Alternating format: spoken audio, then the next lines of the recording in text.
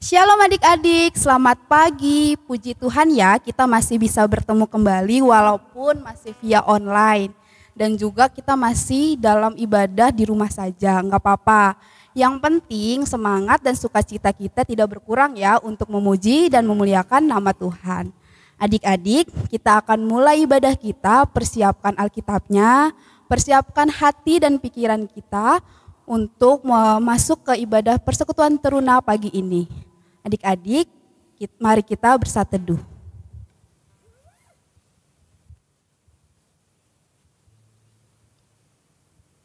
Saat teduh selesai, adik-adik mari berdiri, kita akan mulai ibadah kita sambil menyanyikan lagu Mari Kita Bersukaria. Kita nyanyikan 2 kali.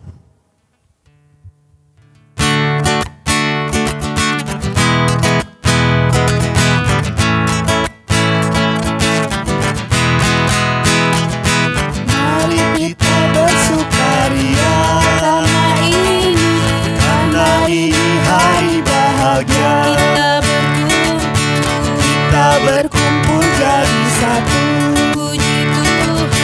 Puji Tuhan semesta itu. Haleluya. Tepuk tangan wajah berseri.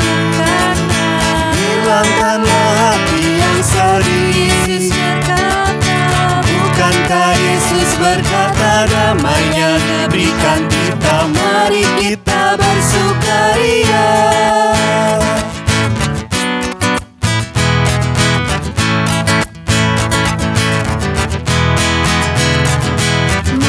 Kita bersukaria karena ini hari bahagia. Kita berkumpul jadi satu. Puji Tuhan semesta itu. Haleluya. Tepuk tangan wajah berseri. Hilangkanlah hati yang sedih. Yesus berkata, bukankah Yesus berkata damainya diberikan kita. Mari kita bersukaria. Adik-adik mari kita berdoa. Tuhan, terima kasih Tuhan Engkau telah membangunkan pagi hari ini Tuhan. Tuhan, kami akan ibadah Tuhan, biarlah ibadah ini berkenan di hadapan-Mu Tuhan. Tuhan, sebentar lagi kami juga akan mendengarkan firman Tuhan. Tuhan, biarlah firman Tuhan yang kami dengar bisa menjadi berkat bagi kehidupan kami ya Tuhan. Hilangkanlah suara-suara Tuhan selain suara-Mu Tuhan. Dan juga berkati Kayusa yang akan memberikan firman Tuhan. Biarlah apa yang akan diberitakan oleh Kayusa hanya daripada-Mu saja ya Tuhan. Terima kasih Tuhan, dalam nama Tuhan Yesus kami telah berdoa dan mengucap syukur. Amin. Adik-adik dipersilahkan duduk. Kita akan mendengarkan firman Tuhan yang dibawakan oleh Kayusa. Shalom adik-adik. Ya, kita pagi ini akan kembali membaca dan merenungkan firman Tuhan. Mari bukalah kitab kita dari Yoel 1 ayat 1 sampai 12. Yoel 1 ayat 1 sampai 12. Kita akan membacanya. Kakak akan membacakan untuk adik-adik. Yoel 1 ayat 1 sampai 12. Firman Tuhan yang datang kepada Yoel bin Petuel. Tulah belalang sebagai hukuman Tuhan. Dengarlah ini hai para tua-tua, pasanglah telinga hai seluruh penduduk negeri. Pernahkah terjadi seperti ini di dalam zamanmu atau dalam zaman nenek moyangmu? Ceritakanlah tentang itu kepada anak-anakmu dan biarlah anak-anakmu menceritakannya kepada anak-anak mereka dan anak-anak mereka kepada angkatan yang kemudian. Apa yang ditinggalkan belalang pengerip telah dimakan belalang pindahan. Apa yang ditinggalkan belalang pindahan telah dimakan belalang pelompat, dan apa yang ditinggalkan belalang pelompat telah dimakan belalang pelahap. Bangunlah, hai pemabuk, dan menangislah. Merataplah, hai semua peminum anggur karena anggur baru, sebab sudah dirampas dari mulutmu anggur itu. Sebab maju menyerang negeriku suatu bangsa, yang kuat dan tidak terbilang banyaknya. Giginya bagaikan gigi singa, dan taringnya bagaikan taring singa betina. Telah dibuatnya pohon anggurku menjadi musnah, dan pohon araku menjadi buntung. Dikelupasnya kulitnya sama sekali dan dilemparkannya, sehingga carang-carangnya menjadi putih. Merataplah seperti anak dara yang berilitkan kain kabung, karena mempelai kekasih masa mudanya. Korban sajian dan korban curahan sudah lenyap dari rumah Tuhan. dan berkabunglah para imam, yakni pelayan-pelayan Tuhan. Ladang sudah musnah, tanah berkabung, sebab gandum sudah musnah, buah anggur sudah kering, minyak sudah menipis. Para petani menjadi malu, tukang-tukang kebun anggur meratap, karena gandum dan karena jelai, sebab sudah musnah panen ladang. Pohon anggur sudah kering, dan pohon ara sudah merana. Pohon delima, juga pohon korma dan pohon apel, segala pohon di padang sudah mengering. Sungguh, kegirangan melayu dari antara anak-anak manusia. Demikian pembacaan firman Tuhan. Ya, adik-adik, kita hari ini belajar dari kitab Yoel 1 ayat 12. Sebelum masuk ke pembacaan kita hari ini, mari kita lihat dulu siapa Yoel. Yoel ini dia adalah nabi di kerajaan Yehuda pada zaman Raja Yoas. Arti namanya adalah Tuhan adalah Allahku. Itu arti nama Yoel. Yoel juga punya julukan dia nabi kultis. Nabi kultis ini dia dekat dengan ibadah para imam-imam, rumah peribadahan. Juga dia karena dalam pemberitaannya punya suatu hubungan yang kuat dengan rumah Tuhan. Jadi ini sedikit tentang Yoel. Nah, kita masuk ke pembacaan Alkitab kita hari ini. Tulah belalang sebagai hukuman Tuhan. Kenapa rakyat Yehuda saat itu diberi tulah belalang? Adik-adik, yang pertama mau kakak sampaikan, ini beda. Tulah belalangnya sama tulah yang di zaman Israel ada di penjajahan Mesir. Udah jauh zamannya. Jadi kalau di zaman Mesir, Tuhan memberikan tulah belalang untuk memberikan peringatan kepada bangsa Mesir supaya bangsa Israel bisa dibebaskan dari penjajahan. Kalau yang ini, Tuhan memberikan tulah belalang sebagai hukuman.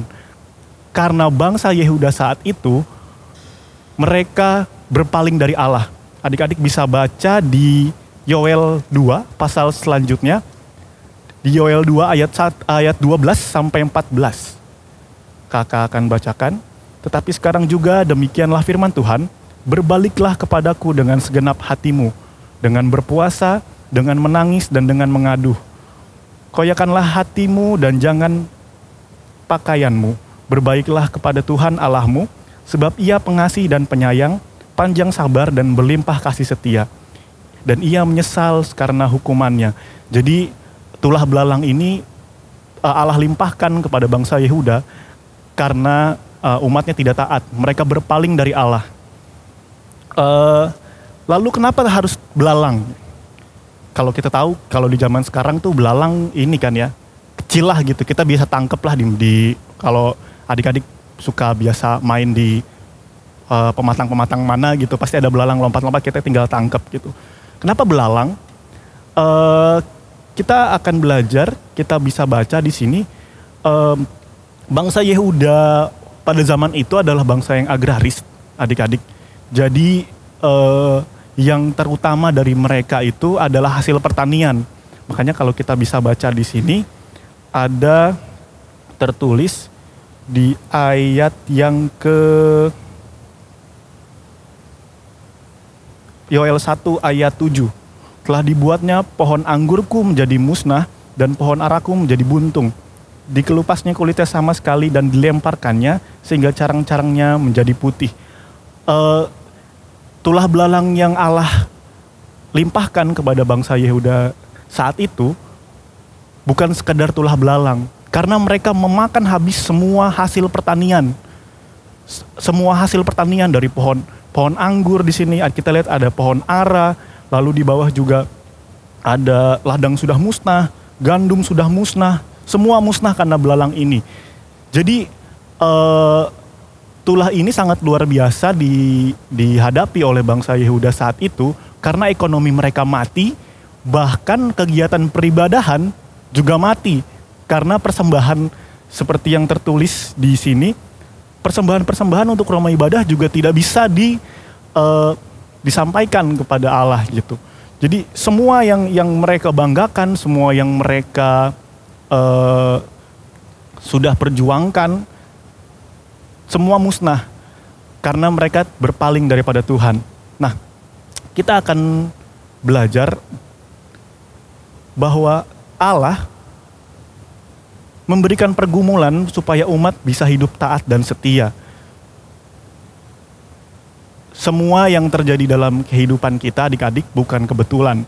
Apapun yang terjadi, baik itu yang buruk maupun yang baik, seperti yang kita bisa baca di sini, Allah mengizinkan pergumulan terjadi dalam kehidupan bangsa Yehuda saat itu, bahwa Allah mau supaya mereka berbalik pada Allah, supaya mereka bertobat, mereka mengintrospeksi diri apa yang salah dari mereka.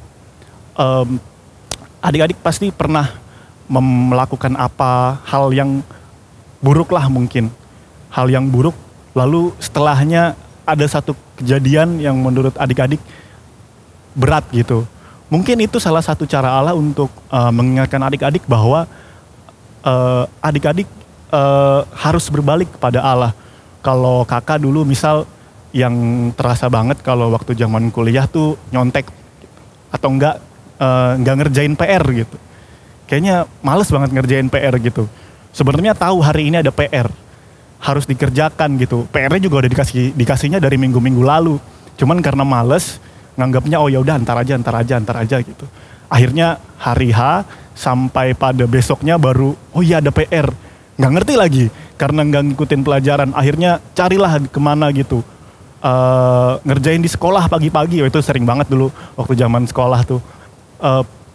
Susah payah cari contekan, PR, ngerjain, ujung-ujungnya ketahuan juga karena nggak lengkap gitu. Akhirnya diomelin, disetrap dan segala macamnya. Ya oke kalau cuma sampai saat itu berhenti gitu. Kalau dipanggil orang tua karena melanggar apa-apa, itu kan udah jadi susah banget gitu kitanya. Nah, sama seperti bangsa Yehuda saat itu, mereka berpaling daripada Tuhan. Karena Tuhan sayang kepada mereka, Tuhan mengizinkan pergumulan terjadi untuk bangsa Yehuda saat itu dengan tulah belalang. Allah mau memperlihatkan bahwa semua yang mereka usahakan itu nggak ada apa-apanya kalau Allah tidak berkenan gitu. Semua bisa Tuhan ambil, bahkan dengan cara terkecil sekalipun yang kita bisa bayangkan. Tuhan menggunakan belalang untuk bangsa Yehuda saat itu. Makanya dari sini kita belajar, ketika kita tahu kita salah, yuk kita introspeksi diri, apapun itu, kita berdoa sama Tuhan, minta ampun, bahwa kita tidak bisa menjalani hidup ini tanpa Tuhan. Semua harus bersama-sama dengan Tuhan. Lalu pelajaran selanjutnya yang bisa kita ambil adalah, kita harus patuh teman-teman, kita harus menghormati dengan orang tua, dengan guru, dengan orang-orang yang lebih tua daripada kita, yang mereka tuh punya pengalaman lebih banyak. Seperti yang tertulis di ayat 2 dan 3 di kitab Yoel 1 ini. Dengarlah ini, hai para tua-tua, pasanglah telinga, hai seluruh penduduk negeri. Pernahkah terjadi seperti ini dalam zamanmu atau dalam zaman nenek moyangmu? Ceritakanlah tentang itu kepada anak-anakmu dan biarlah anak-anakmu menceritakannya kepada anak-anak mereka dan anak-anak mereka kepada angkatan yang kemudian. Iya, mendengarkan orang yang lebih tua bukan hanya sebagai bentuk kita menghormati mereka teman-teman. Adik-adik maksudnya. Itu juga bisa menjadi pegangan hidup kita sebagai anak-anak teruna di masa-masa ini untuk hidup sesuai dengan firman Tuhan. Kita ambil contoh yang lagi kita rasakan saat ini. Pergumulan yang saat ini sedang kita rasakan bersama-sama, bukan hanya kita di lingkup taruna, bukan hanya kita di lingkup jemaat GPIB Kasih Karunia, tapi seluruh dunia, yaitu pandemi COVID-19. Allah izinkan pandemi ini terjadi bukan juga semata-mata karena kita berdosa. Adik-adik, pergumulan yang dirasakan manusia tidak selalu karena keberdosaan. Kita bisa buka di Roma 8 ayat 28. Roma 8 ayat 28. Kakak akan bacakan untuk adik-adik.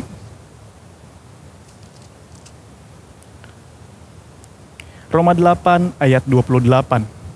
Kita tahu sekarang bahwa Allah turut bekerja dalam segala sesuatu untuk mendatangkan kebaikan bagi mereka yang mengasihi Dia, yaitu bagi mereka yang terpanggil sesuai dengan rencana Allah.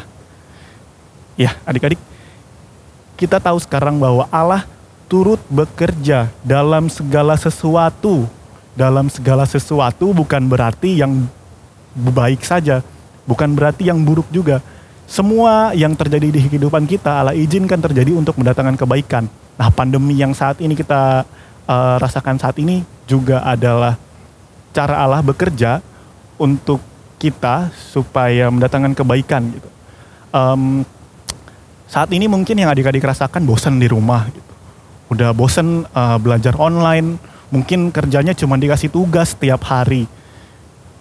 Pengen keluar gitu, pengen main sama teman-teman, pengen nongkrong. Pokoknya pengen keluar lah, di rumah bosan gitu. Pasti kalau adik-adik maksa keluar, orang tua di rumah bilang jangan gitu. Jangan, nanti ketular.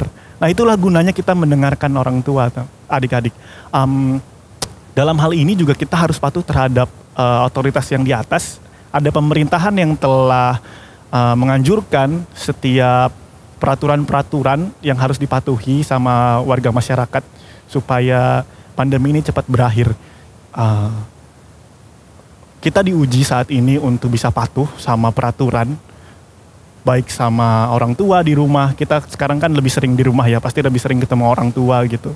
Pasti banyak peraturan-peraturan yang dijalankan di rumah sama papa mama adik-adik gitu. Misal tidur nggak boleh malam-malam, biarpun besok nggak sekolah bukan berarti bisa begadang gitu. Mungkin ngelihatnya apa sih gitu. Jangan adik-adik, kita harus patuh. Lalu untuk yang sekarang kita juga berperan dalam memutus mata rantai pandemi COVID-19 ini, adik-adik. Adik-adik pasti tahu, udah lihat di sosial media beberapa hari belakangan ini ada banyak, karena mal-mal dibuka akhirnya setelah beberapa lama, akhirnya banyak orang-orang yang mungkin butuh hiburan gitu. Mungkin mereka udah kangen mau keluar, membludaklah di mal itu gitu. Itu adalah contoh yang jangan ditiru ya adik-adik. Sebosan apapun, ya gimana pandemi ini mau cepat selesai kalau kitanya nggak patuh gitu. Mari patuhlah kepada peraturan yang ada. Kita menghormati peraturan-peraturan dari orang tua, dari guru, bahkan dari pemerintah, supaya kita terkhusus untuk pandemi COVID-19 ini bisa cepat berakhir gitu, adik-adik. Ya, lalu akhirnya kita akan belajar, adik-adik, bagaimana harusnya sikap orang percaya dalam menghadapi pergumulan. Setiap pergumulan yang terjadi di hidup kita, semua ada tujuannya. Bukan berarti ketika kita tidak mengalami pergumulan, hidup kita juga baik-baik saja gitu. Semua ada tujuannya daripada Tuhan. Maka setiap sebagai orang percaya, ketika menghadapi pergumulan, yang pertama kita harus introspeksi diri. Apakah yang salah dari kehidupan kita? Apakah yang harus diperbaiki? Lalu selanjutnya kita harus berdoa mohon ampun sama Tuhan kalau memang ada yang salah dalam kehidupan kita. Kita mohon ampun, kita berjanji untuk hidup sesuai dan seturut dengan kehendak Tuhan. Lalu kita minta bimbingan Roh Kudus supaya kita hidup benar di hadapan Tuhan. Supaya pergumulan ini cepat berlalu. Adik-adik boleh buka dari Habakuk 3 ayat 17 sampai 18. Habakuk 3 ayat 17 sampai 18. Habakuk.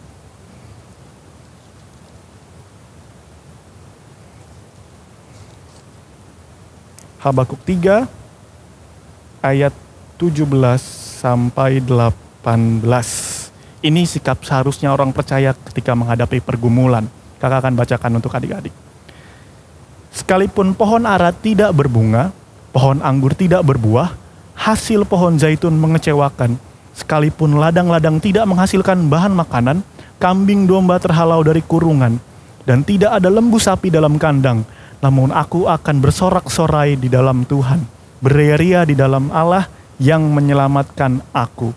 Sekalipun pohon ara tidak berbunga, pohon anggur tidak berbuah, sekalipun aku tidak bisa keluar rumah, sekalipun aku cuman bisa sekolah dari online, sekalipun aku tidak bisa nongkrong sama teman-teman, namun aku akan bersorak-sorai di dalam Tuhan, beria-ria di dalam Allah yang menyelamatkan aku.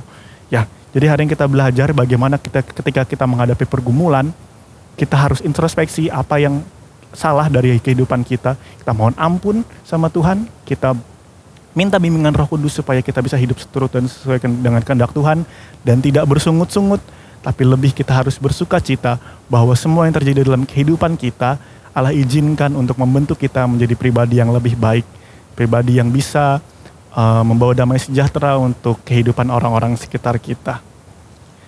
Ya, demikian adik-adik pemberitaan firman Tuhan. Kiranya firman ini boleh menjadi berkat, boleh berakar kuat, bertumbuh, dan berbuah nyata dalam kehidupan adik-adik.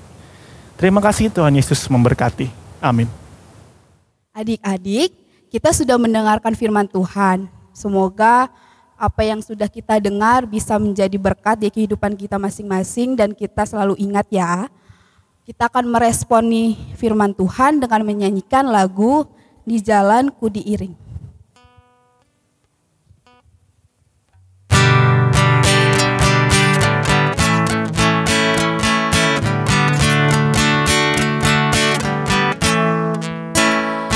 Di jalanku diiring oleh Yesus Tuhanku. Apakah yang kurang lagi jika Dia panduku? Diberi damai surgawi, asal imanku teguh. Suka duka dipakainya untuk kebaikanku. Suka duka dipakainya untuk kebaikanku. Kita nyanyikan bait yang kedua.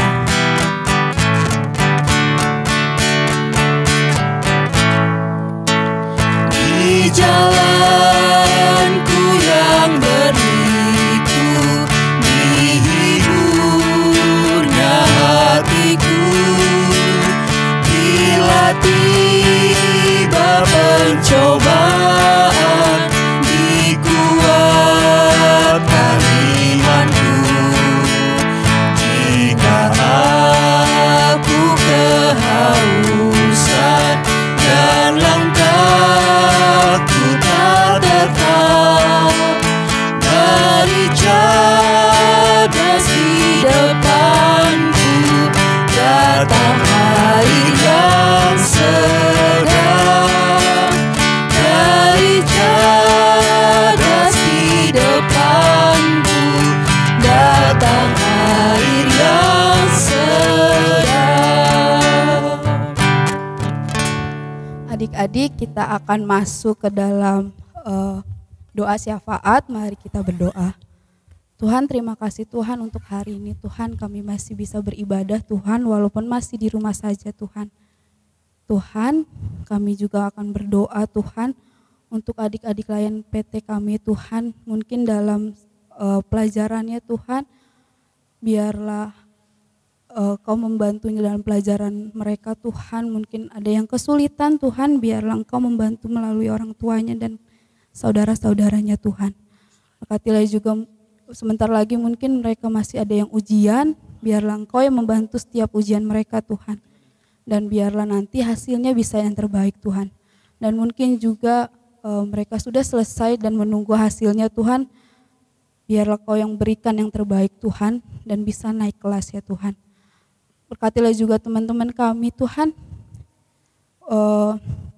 untuk mencari SMA yang baru Tuhan. Engkau yang memberikan yang terbaik Tuhan, apapun pilihannya nanti, apapun yang mereka dapatkan, biarkanlah mereka bisa menjadi berkat bagi teman-temannya ya Tuhan. Tuhan, berdoa untuk gereja kami Tuhan yang pada saat ini masih harus ibadah di rumah saja Tuhan. Biarlah setiap pendeta, majelis, jemaatnya Tuhan masih tetap setia Tuhan dalam mengikuti ibadah Tuhan.